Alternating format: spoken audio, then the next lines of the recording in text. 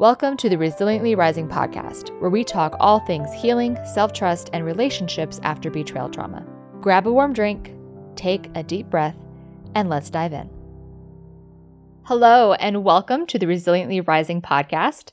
My handsome co-host, David, is on one of his busy travel seasons, so he is not with me today, but instead I have a very special guest that I know you're going to love. I had the privilege of learning from her in one of her programs, and she has so much wisdom that I'm looking forward to exploring today. She is an author, teacher, and a seasoned trauma and addiction psychotherapist. She is an educational partner with the Polyvagal Institute, where she offers a 3-year training program based on her books, Treating Trauma and Addiction with the Felt Sense Polyvagal Model, and 20 embodied practices for healing trauma and addiction using the Felt Sense Polyvagal Model. She is an adjunct lecturer at the University of Toronto and a certifying coordinator with the International Focusing Institute. She is co-director of the Borden Street Clinic, where she supervises graduate students. She enjoys teaching all over the world. Please join me in welcoming my friend, Jan Winhall. Thank Hello. you so much. Hi, You Karen. have done so much. And as you were reading that, I was thinking, I have to update my bio because we just launched the FSPM Institute. Oh, exciting. Yeah, so I have a sparkly new amazing website that Lisa Gleason did for me. And we decided let's do it. So we'll have a home for a lot of the courses and the courses that my facilitators will be teaching as well. The first course that you took, the certificate course, it will stay on the Polyvagal Institute website because that's my other dear home. Well, I'm glad that will still be available because it was. Oh yeah, it was so great, and I loved the structure and the way that you led that. Mm-hmm. So I'm glad it'll still be there. You keep yourself rather busy, that's for sure. Very, very busy. Yeah, but I'm on a roll, right? I have a passion like you do, right? And when we have passion and meaning in our lives, and also like I'm not young anymore. I feel young, but I'm not. I just had a birthday. I'm 72, so this is it. You are young 72. Let me just tell you. Yeah, but I mean, this is it, right? It's like. This is the decade to really, it's an amazing decade, especially as a woman, because now we're going to get into misogyny and the culture that we live in and the betrayal of that. Mm-hmm. The betrayal of that. Yes. Diminishing us as women, as people who take up at least half of the world's space. Right? And bring children into the world. Some of us who want to, some of us don't. That's fine too. Some of us bring in other things, right? Yeah. So, I mean, that's such a great point. It's like so often people put betrayal into just an intimate relationship, but it can be like a societal betrayal. Like just the grand scope in which we can experience betrayal trauma is not limited and not even limited just into infidelity that tends to be where people go to, that there are so many ways and no one's experiences, I think, should be diminished. I think that's a very good point. I was just thinking about it before we started, that betrayal is really, in a way, at the root of all trauma. Yes. Because if you're physically battered or you're emotionally or neglected, by your folks, the people that are supposed to be protecting you, that's a betrayal. Yep. A profound betrayal. So it starts often, early on, and then one betrayal leads to another. And we develop these bodies that are not securely connected to ourselves and to other people in relationships. And then we just repeat these traumatic relationships and sad. Yeah. Well, even Jennifer Freud, who coined, the term betrayal trauma, she was studying in the parent-child dynamic, and for good reason, right? So I think it just perpetuates it kind of snowballs, I think is the word you used, into all other aspects of our life as we're just playing out the trauma. Yeah. But I'm curious, kind of professionally, what's your origin story? Like, how did you get into the work of trauma and addiction?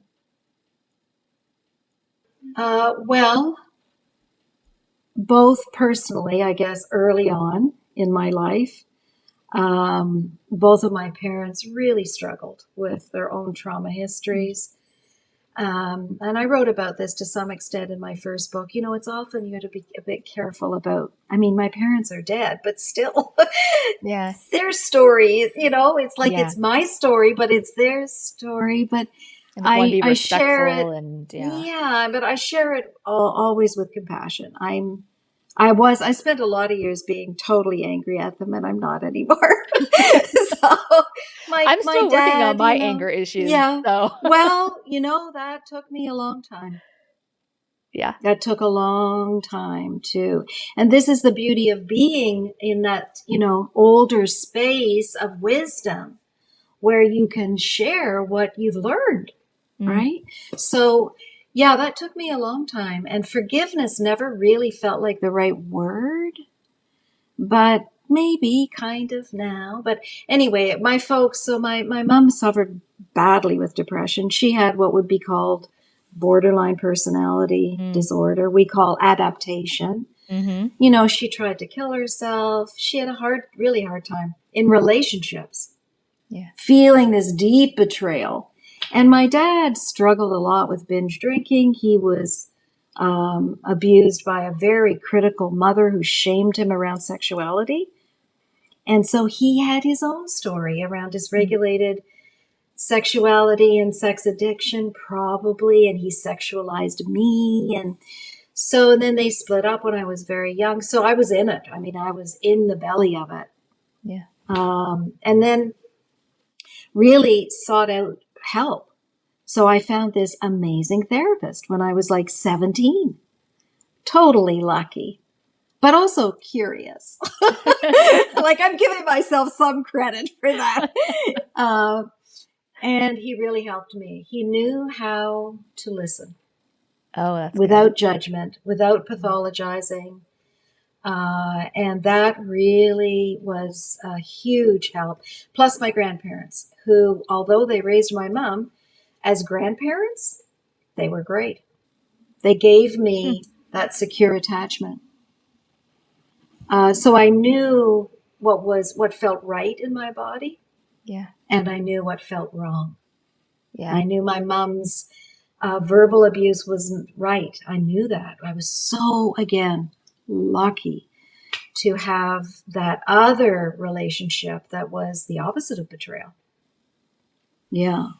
And so then I just got, and I was good at listening to people, and I was curious about how people figure things out in their lives, you know? And I was insightful as a kid, and it got me into trouble sometimes because I'd blurt things out, and my friends would go like, "What?" I learned to kind of contain that and find the right avenue in which to express my insights.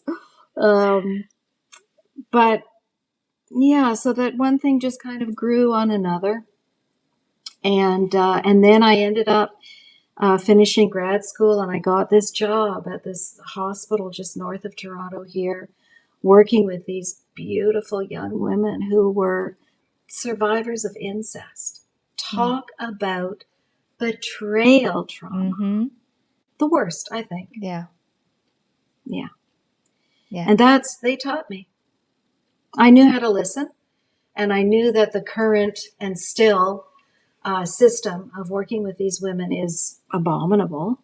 But I knew how to listen, and the system betrayed them. Mm-hmm. So there's betrayal all over trauma and addiction. And it was there that I really got curious about what they were doing that looked crazy, like cutting your vagina. Oh. Yeah. Eating bars of soap. Like going out and having, really unsafe sex. What was that all about, right?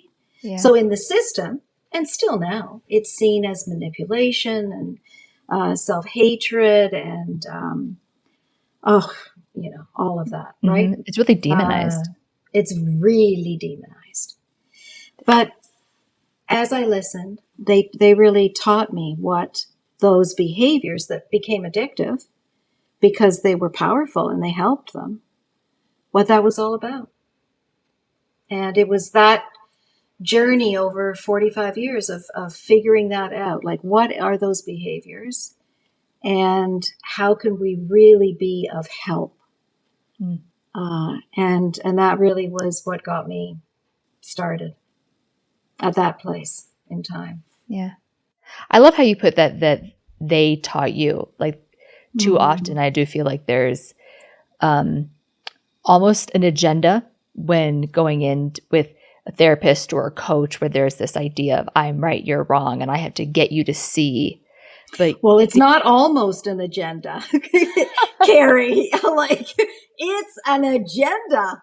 Absolutely. Yeah, and yeah. I'm often really in a gentle way, but really challenging people around that. It's like, wait a minute, you've got a real agenda there. No, I don't have any agendas. Yeah. You do. Yeah. I've had to call out my therapist a few times. I'm like, no. You're assuming something here that's not actually, like, you're filling in the story with your perception, not what actually happened. That, there's definitely humanness, so I love that you, which speaks a lot to you as an individual, but also as a therapist, the humility and being curious, open to what can I learn from you as much as what can you learn from me, that there's a lot of growth there to be had. Yeah, absolutely. Well, because, each client really teaches us often something. More in the beginning, because we do develop a body of knowledge. I'm not saying we don't know anything. We do. We know a lot. But I think the key really is in being able to clear in our own selves all of the wonderful things we know, just to put them aside. This is my teacher, Gene Gendlin, the father of the Felt Sense, to put them aside just for now. And that when we are listening to somebody, we listen with what he called fresh ears. So we still have all our theories and we still have all our stuff about our life and what's going on. You had a fight with your kid, or you got to make dinner in 5 minutes, or whatever that is. But we have to be able to put it aside and really be present to hear, oh, so that's what that's about for you. Oh, that doesn't go with what I was taught at school, or it doesn't go with that diagnostic and statistical manual. This is something different you're telling me. Yeah. And how interesting is that? How boring it is to put everything into the same little box. And it doesn't work anyway. That was one of the things that blew me away, is that when I was first there at the hospital, reading the charts of these 10 women in my group, the charts could be like this, and they'd have, I'm not kidding, 4, 5, 6 different diagnoses. Borderline, bipolar, depression, anxiety. Just... It's trying to get everybody to fit into what we know versus slowing down to see what their body knows. Which, so Felt Sense Polyvagal Model, for those that are new, how would you describe that and how that differs from the traditional approach to treating trauma and addiction? It's very different than the traditional approach, because what we're taught is a pathologizing model, that people have disorders and that they're sick, right? Right. In the way that we work somatically, we work with interoception. So that's sensing into what's happening in the body and how our body carries our lived experience. And there are a number of ways now that people are using somatics. I learned from a master, 30 years ago, Eugene Gendlin, who coined the term felt sense.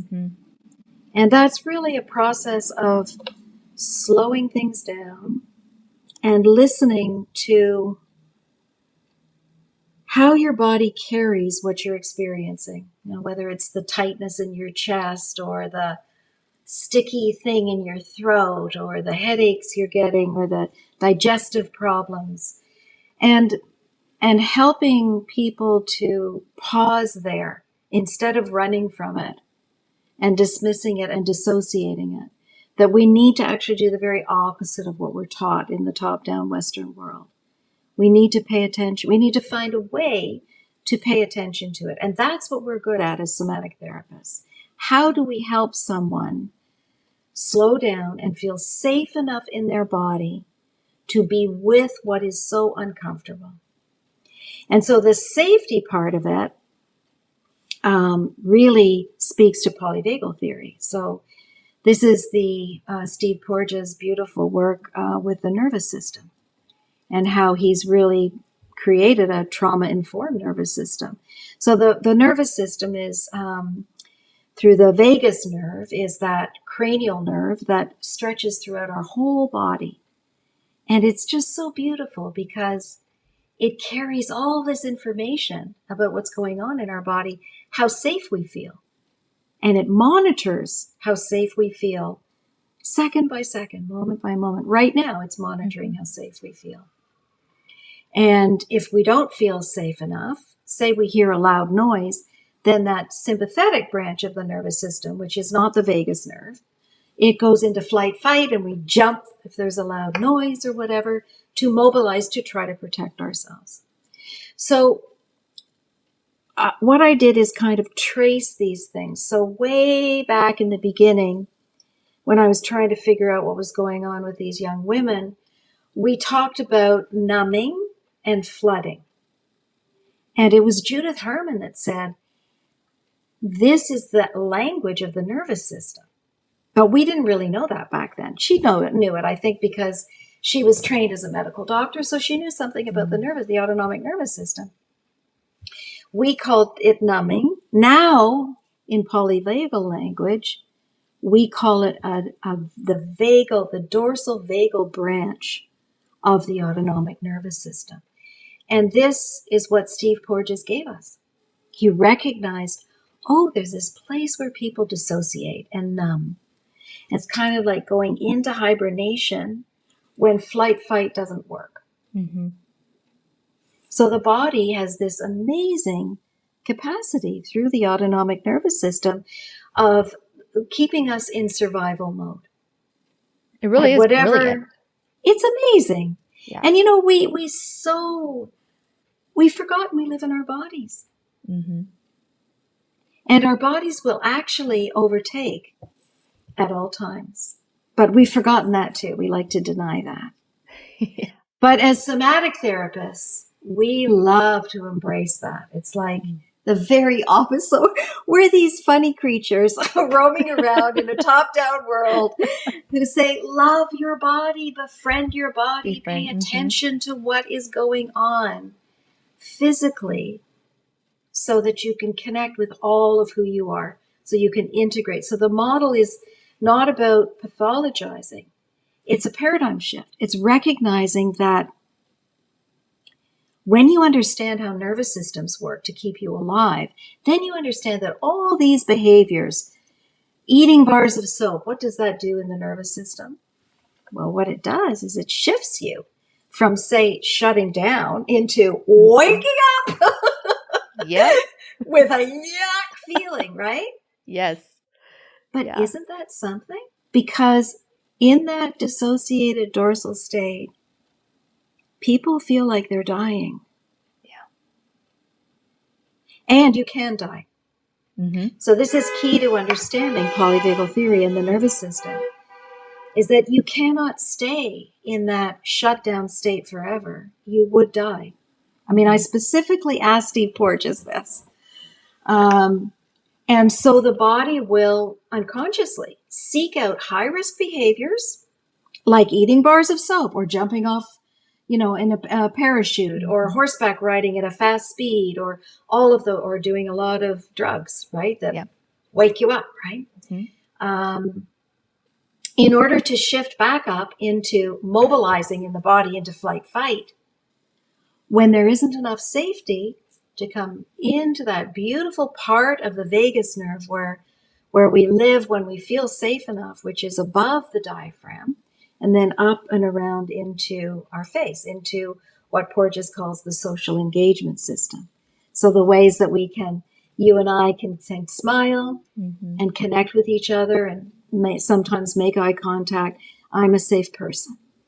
Giving that message to the world, right? If we are able to do that, if we feel safe enough in our bodies. So polyvagal theory, it really teaches us about what it means to be alive and to be a human being, that we are wired to connect with each other, to co-regulate with each other in order to thrive and survive. Bessel that said, like, the only way to change how we feel is to befriend how we feel. Yes, that's very true. Yeah. Yeah. We have to welcome, Jan would say, welcome the uncomfortable. Exactly. And there's a big difference between, is this safe versus uncomfortable? Like there has to be enough safety to go into the discomfort. But there's that being willing and able to step into being uncomfortable, which as you're describing the experiences of these girls that you worked with, I think the big questions as those, somatically minded is, how is this helping? Like in a genuine, not in a, how is this helping? Like a judgmental way, but in a curious, genuinely compassionate approach is, how is your body using this method to help? So even with addiction, so a lot of, listeners, they've gone through porn addiction, sex addiction, they're partners of those struggling with addiction. And a lot of times it's seen as this moral failing. Yes. But if we get curious with it, there's, how is this, and from a nervous system perspective, how is this helping? Yes. Well, because you can't live in either flight, fight, or in shutting down forever. And if you don't have enough safety, you're not going to be connected to that safe ventral part of the vagus nerve. So you're in a trauma feedback loop. And I think it's also important to name that the body wants to go back to that safety, that social engagement. Like the body is trying to come up, which is why we even named this podcast Resiliently Rising. Its body's trying to rise the ladder. That it's an innate desire to live. Life wants to live, Gendlin would say. Yes, but then there's neuroplasticity and the plastic paradox. So the more you travel down that feedback loop of, like, say, for example, you come home from work, you've had a fight with your boss, you're in flight fight. You drink a bottle of wine, you shift over into what we call fixate freeze, and then you fall asleep in what we call fold and collapse in my model. It's a graphic model. We use it, we look at it, we find out, okay, where are we right now? It's very concrete because it needs to be. Then there's the cycle of, like, then you end up in dorsal, say you fall asleep, you go to bed. In the morning, you got to get yourself back up again. What are you going to do that? Reach for uppers, right? So that's, again, or eat a bar of soap or cut yourself. And then, for some people, they see the blood and it shifts them back up into sympathetic. It also releases endogenous opioids into the body. So when we understand the neurophysiology, we go, oh, that's just what bodies do. I say that all the time. Your body is no different than anybody else's. And the fact that in a way you ended up in sex addiction, for example, might tell a story about your life. Like, what happened to you? Why did that particular addiction occur? Now, I would say that 40, 30, 20 even years ago when I was doing this work, I continued on, but back then, the people that were falling into that real porn and sex addiction and acting out cycle often had a whole history of trauma and sexual abuse and all that. Nowadays, with on-screen young guys and girls watching porn at such young ages and becoming addicted. It's just very, very, very scary. Yeah. Well, even seeing, like, being exposed to porn at a young age is considered even than having experienced molestation, being exposed to it at that young age. That I don't think I've met any person that has not. Most clients come to me wanting to navigate betrayal trauma, but it always unfolds the trauma history that came long before that betrayal even happened. That a lot of times we tend to think of an isolated, but the body doesn't just reset itself. You know, there's not like, oh, I can wipe clean the past. So when we get curious with what has it already experienced, we start to understand more the behaviors it's now demonstrating to survive, to come back up. Because literally those neural pathways are laid down in the brain. And so the more you walk down that same addictive pathway, it's like being caught in a snow, bank. The more you spin around, the more deeply you get stuck in that snowbank. That's the plastic paradox, right? So neuroplasticity is, the theory around understanding how brains just keep developing. We thought before the decade of the brain, which was only back in the 1990s, we thought, oh, you're born with so many brain cells and that's it. But now we know that, brain cells keep generating, and we develop these new pathways all the time. The brain learns that the more and more. But the problem with addiction is if you're traveling down that same path hundreds and hundreds and thousands of times with that little dopamine hit at the end of, orgasm, or somebody looks at you and, you feel that little ping of, they're attracted to me and I'm attracted. That beautiful infatuation thing that happens if we're lucky. But if we get stuck in needing that in order to regulate ourselves, to get that dopamine hit, then we're in a tunnel, and then that track just keeps developing. Now, the good news is we can change it. We can change it, and we can practice new ways that develop new neural pathways through paying attention to this ventral branch of the vagus nerve that is all about connecting with other people, so social engagement. It's about things like breath work. You can activate the ventral vagus if you're in a hyper aroused state by just extending the exhalation breath. It's the quickest way to do it. Now, I don't think it's enough. We have to do our work and get into the whole, experiencing the whole felt sense of a situation. But that means a lot of trauma work with integration. And I do have a bit of a pet peeve I want to talk to you about in this. Are you open to that? Yeah, let's do it.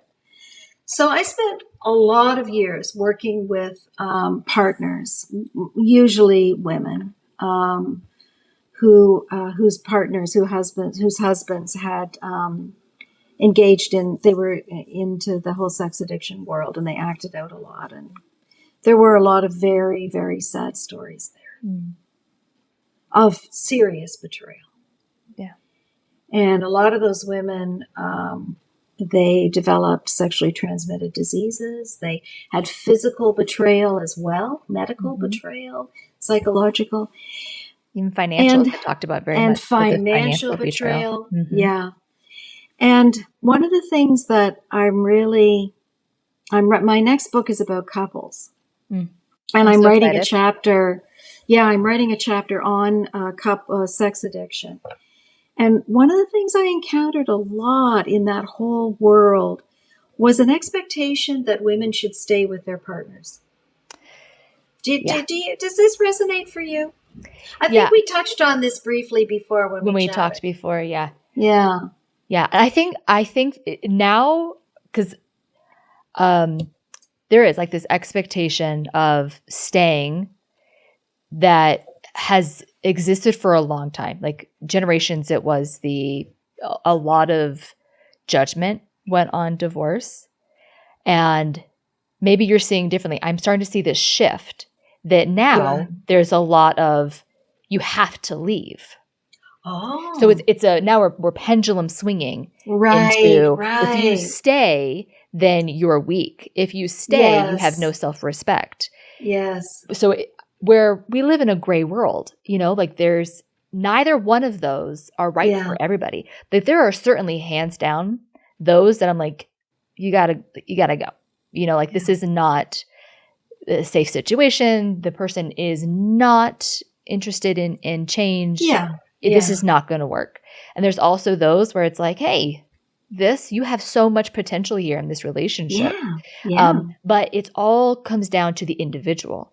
What feels right for the individual, and allowing them the opportunity to explore that versus, I think, society dictating that you either have to stay or you have to go. And there is no black and white. It is very much each individual experience to allow yourself, because I can go on a whole rant about it, but I can see that. my passion, right? There's a lot of a loss of choice that comes, and that's very traumatizing in and of itself. It's feeling like this was done to me and I had no control over this situation. I'm a victim of their actions. And so one of the most empowering things you can do is to give back choice. So letting them choose. I could choose. You want to stay or go. I can choose to do what I want. Exactly. Yeah. And I think those different sort of pressures speak to the impossible situations that women find ourselves in, because, either we're supposed to stand by our man, and how could you let the whole family and your children and everything, and this is how men are. Yeah. This is just how they are. Right. There's all that. It's and such then, bullshit. as you said, on the other hand, there's, what? She stayed with him? So, I mean, we can't win in that realm.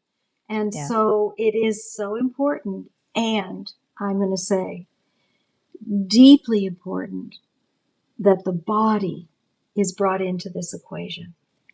Because what I found too, that I thought was just horrendous, was women that were being told, well, you might not want to have sex with him again, but you really should. So try it every 2 weeks. They would come and see me. They were having sex every 2 weeks. I'm like, what's happening in your body? Mm-hmm. Talk about betraying yourself. Yes. There's actually been a lot of research done on the experiences that those who consent against their body, meaning like you're saying, okay, yes, I'm doing this, but your body is screaming no, that they actually experience the same symptoms as those who experience rape. That they are at that point a sexual assault survivor. Okay, we need to talk about this. So for my book, I'm going to pick your brains about that research. I remember when I first heard that. Yeah. I literally was on a podcast or something before I went looking into it more. I literally was out loud. I was like, yes, that is exactly. I've been assaulted outside of my marriage.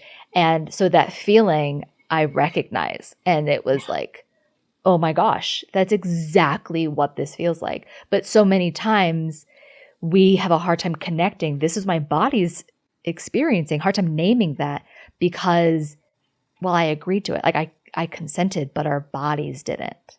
And it's a self-betrayal at that point. Mm-hmm. Absolutely. For good reason. We understand it. There's no judgment in this. At all. But that's what I would find, is that then it would get really complex, because people would start to feel into the body, the women, and then they would be really torn, because the couple therapist would be not even encouraging, but telling them they should stay, basically.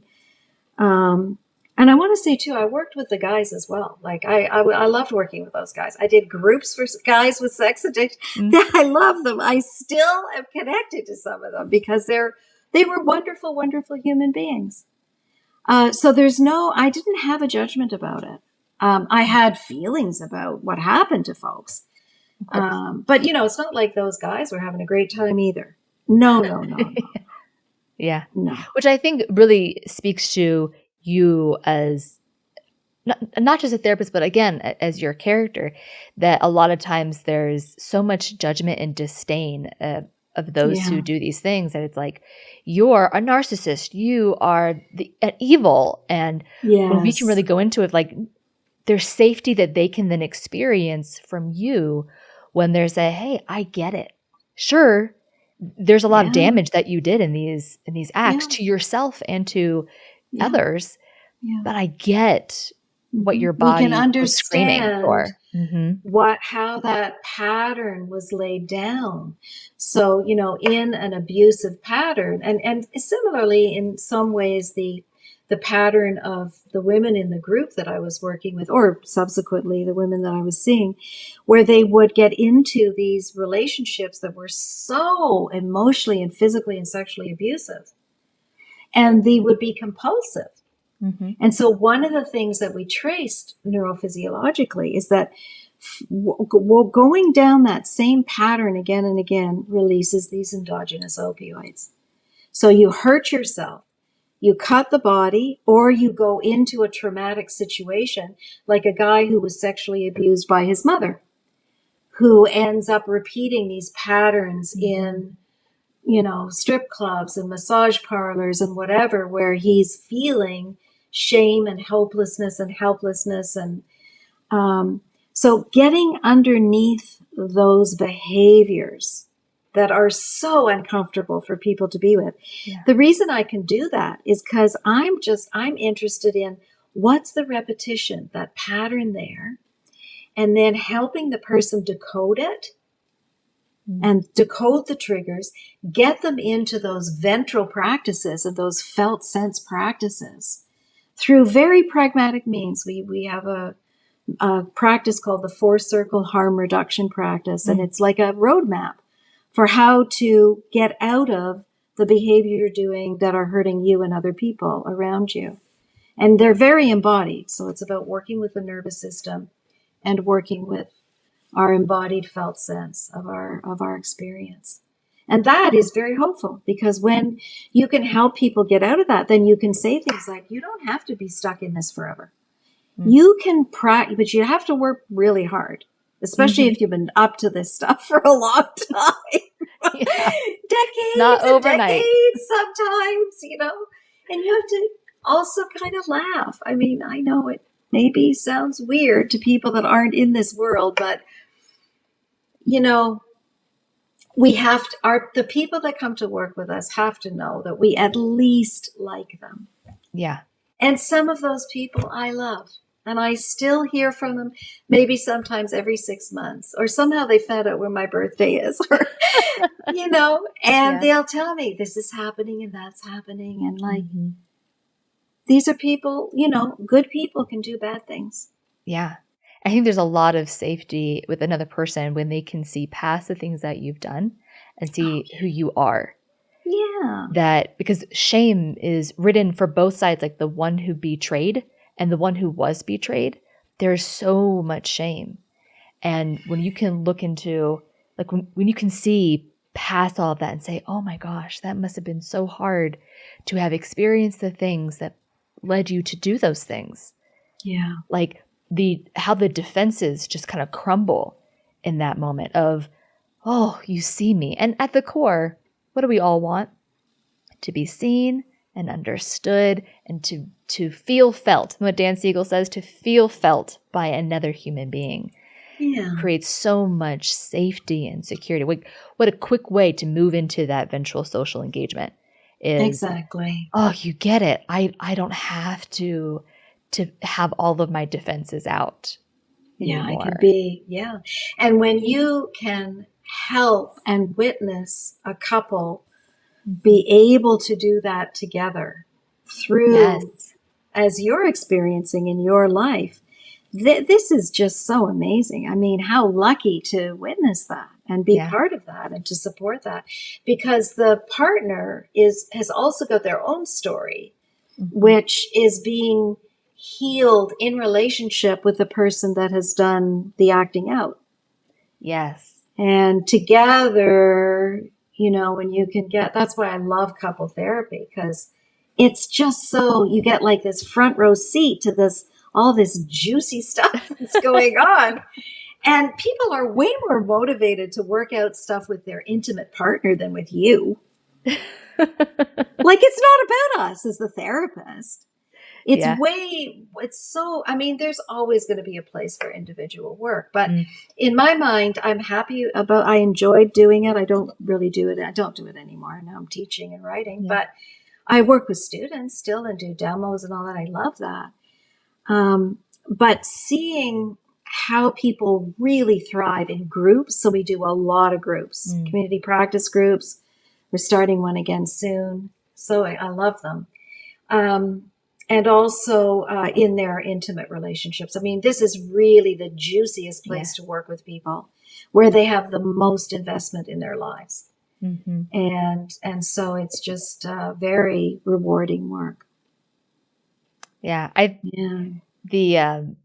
There's a lot to be said for being able to turn towards your partner who was the one that hurt you and have them be the safe person in those moments, is versus just going to your therapist and saying like, hey, you're my safe person, but being able to turn towards the one who caused the chaos, and for them to then hold space. It is so disarmoring of not I'm going to say intimacy, but not in that physical intimacy, but like this coming together of, I am safe with you and I never was before.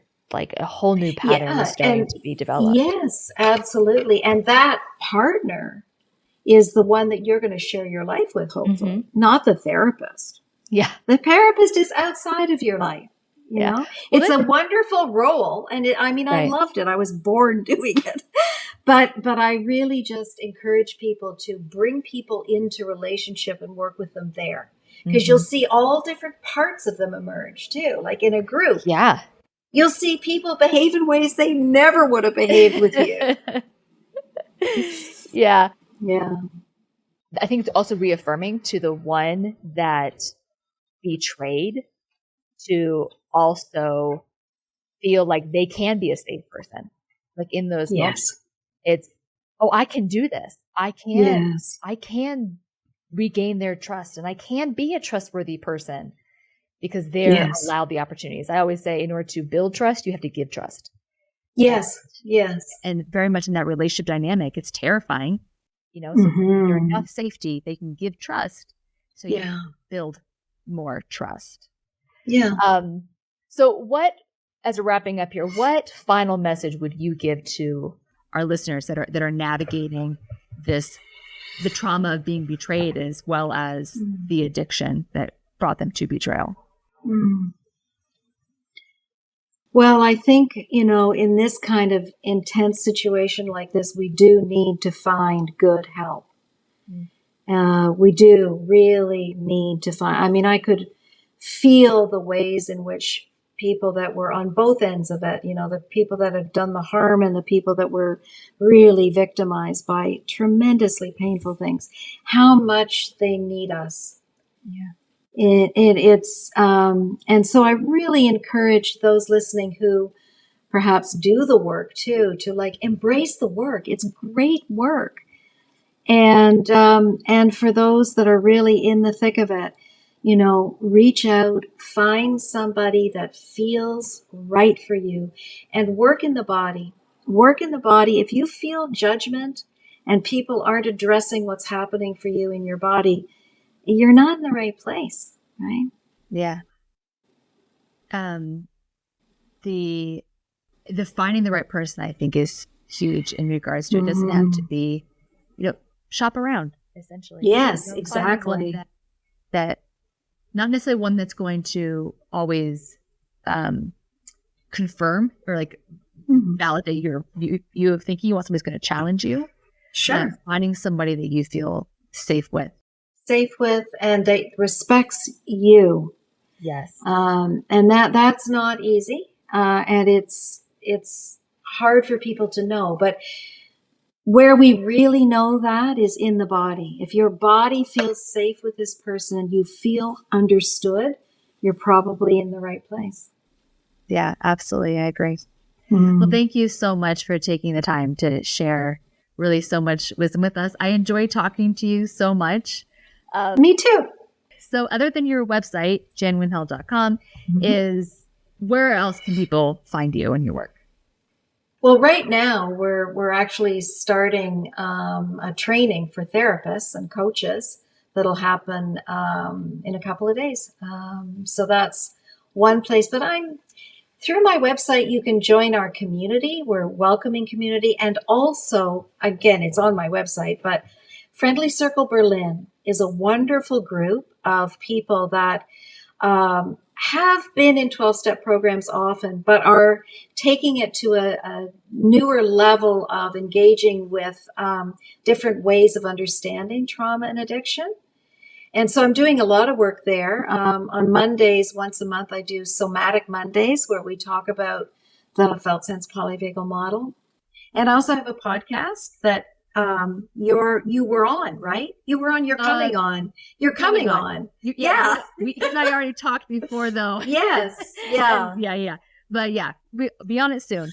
Yeah, you'll be on it soon. So there's some ways.